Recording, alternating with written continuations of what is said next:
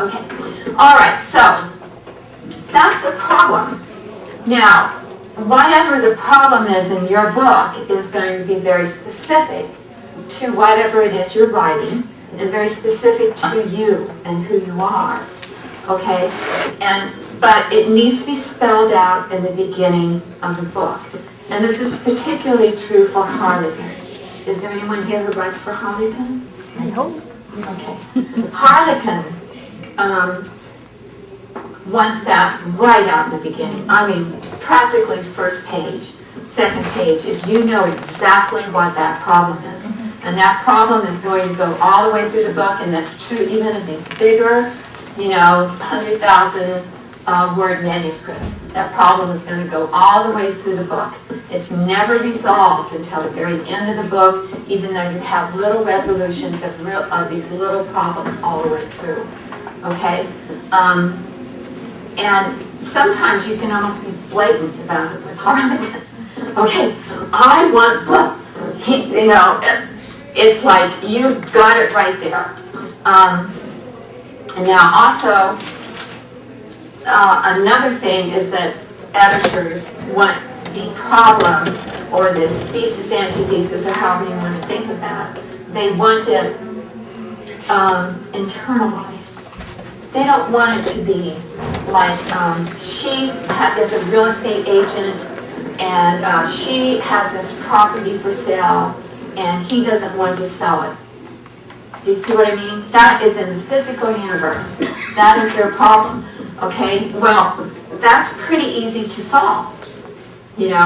She either sells it or she doesn't. He either buys it or he doesn't, or he either puts it up for sale or not. That's an easy one. That's in the physical universe. What they want is that internalized problem. Now, do you know what I mean by that? Let's give some examples on internalized problem. I had what I would call a misunderstood on this. And I never really quite got it on this until maybe about my 5th or 6th book. So I was writing just kind of off the seat of my pants. I'm not, never went to school for this or anything like that. And somehow I just kind of, I guess, muddled my way through it. My editor at Avon once said, I see you struggling at the beginnings of these books so much, and then you get going and everything's okay, but well, that's, whatever, setting up these problems and stuff. So here's let me think of an internalized problem. A lot of my problems naturally are internalized because what I write about is socially intention, counterintention, particularly at this time period.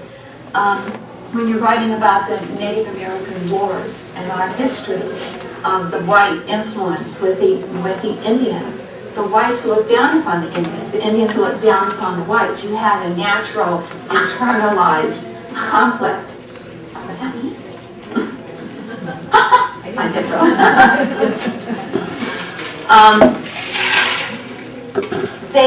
Their beliefs are in opposition to each other. They believe a certain, you might call it false information about each other. They have false information that they have internalized and they think that's true. And so when they're talking to that person, they're not talking to someone there in present time. There's always this little veil over how they look at that other person. And she has a little veil over how they're looking at that other person. And so their conflict is internal in that it is their beliefs that are in conflict, you see. Now, because I write what I write, it's easy to talk about that. And so it's automatically internalized. Well, how do you do that in the world in which we're in? Anybody have an example of how you would internalize these problems in our own world? Yes? Well, taking that first example of the property. Maybe she spent all her summers with her grandmother as she was growing up. So that property represents to her not just a plot of land, but all the joys of her youthful summers. And she sees him as a rapacious developer that's going to tear down and destroy her memories.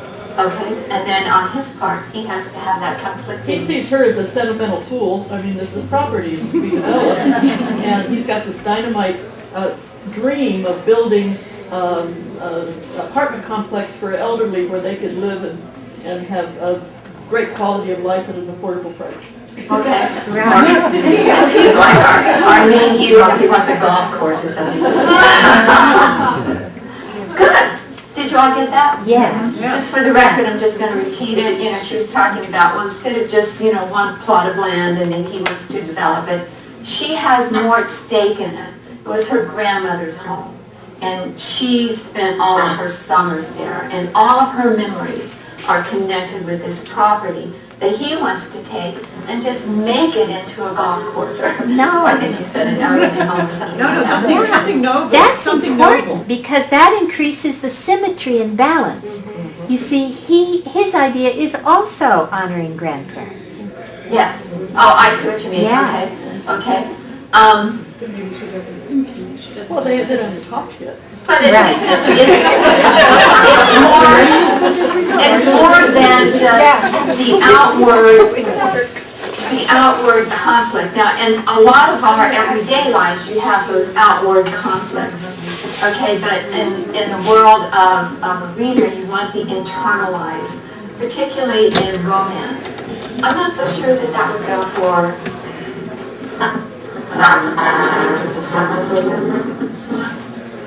I'm not so sure that that would go for other genres.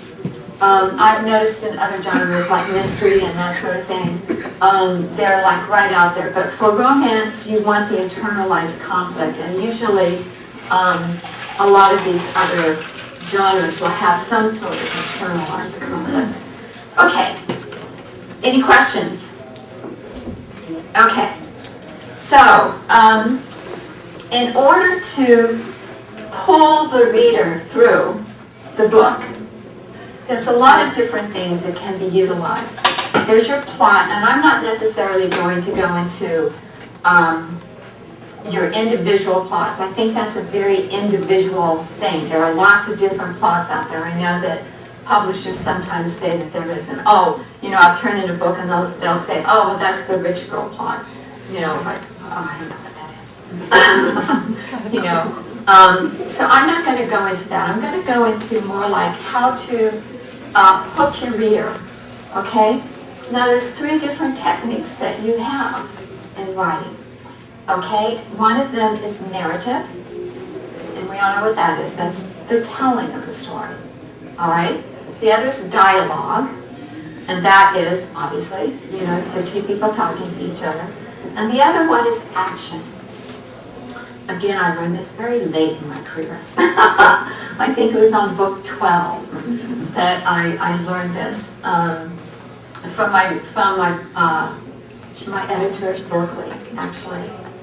I thought, I'll just tell you my own little misunderstoods here so that you can understand. I thought that action was dialogue. I thought that in order to get action, you had to have a lot of talking, you know. And my editor at Avon would always criticize me for too much narrative. She would go, oh, well, you said that before, blah, blah, blah, and she'd strike out lots of my narrative, you know. And like I said, I was never trained in this. I never understood a lot of these different things. I had to kind of learn as I was going. Dialogue, I understood right off. You know, that's talking. But I never learned what action was until my editor at Berkeley told me. She said, gee, they're just talking all the time. You know, why don't I have a little bit more action, a little less talking? I said, but isn't talking action? She goes, no. Oh. Well, what's action? She says, well, you have it all through your book. Oh, I do. You know, well, you know, action is like, okay, so he drew out the gun, bang, bang, bang, bang. Oh, what did I do? You know, he dodged it. Oh, she ran to the, you know, it's almost a little bit of narrative, but in action, it's like it's the action, you know. And a lot of the action in romance, believe it or not, is sex, you know. It's the love and the kissing and the holding and the this and the that and the sex. Especially Of course, you work out to the sex unless you write a lot of it, but, and so I also thought that the sex was the action. And she says, no. Oh, okay. Well, it is. The sex is the action. The loving, the kissing, the blah, blah, blah, the emotional thing is also the action. But then you have the action of, he's fighting the cavalry. Or he's out there, I know in one of my books, he was fighting the cavalry who was attacking his village. And that was like absolutely no narrative. And it wasn't dialogue. You're not telling, you kind of are telling the story, but it's more in terms of, the bullet came this way and he did a punch to the right and he did a punch to the left and he drew back his arrow and that sort of thing. That's action. Okay. Well, here's another thing I didn't know. And so I'm just kind of sharing this all with you because it's over the years what I've learned from editors. Your story is supposed to have a good combination of all three of these things. No one thing is supposed to stand out over the other. You see, I kind of got from my first editor that she wanted more dialogue and less narrative. Okay?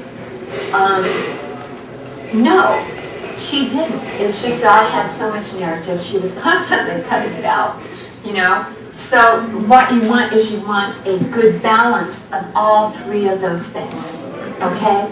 All three of those things will pull a reader through the story.